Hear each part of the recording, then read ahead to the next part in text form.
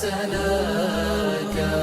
كنا وربي غارقين بغينا حتى ربطنا حبلنا بعراك، حتى ربطنا حبلنا بعراك.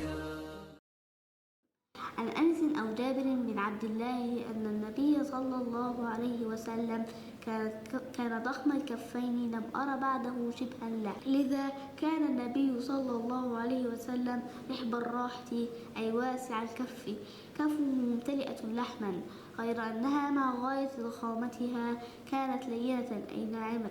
وعن أنس رضي الله عنه قال: ما مسست حريرا ولا ديباجا ألين من كف النبي صلى الله عليه وسلم. وعن أبي جحيفة رضي الله عنه قال: خرج الرسول صلى الله عليه وسلم بالهاجرة إلى البطحاء، وقام الناس فجعلوا يأخذون يديه فيمسحون بها وجوههم. قال: فأخذت بيده فوضعتها على وجهي، فإذا هي أبرد من الثلج وأطيب رائحة من المسك. وعن جابر رضي الله عنه قال: صليت مع رسول الله صلى الله عليه وسلم الصلاة الأولى، ثم خرج إلى أهله، وخرجت معه فاستقبله ولدان، فجعل يمسح خدي أحدهم واحدا. قال: وأما أنا فمسح خدي. قال: فوجدت ليده بردا ريحا كأنهما أخرجها من جونة عطار. وعن عبد الله بن مسعود رضي الله عنه قال: كنا نعد الآيات بركة وأنتم تعدونها تخويفا.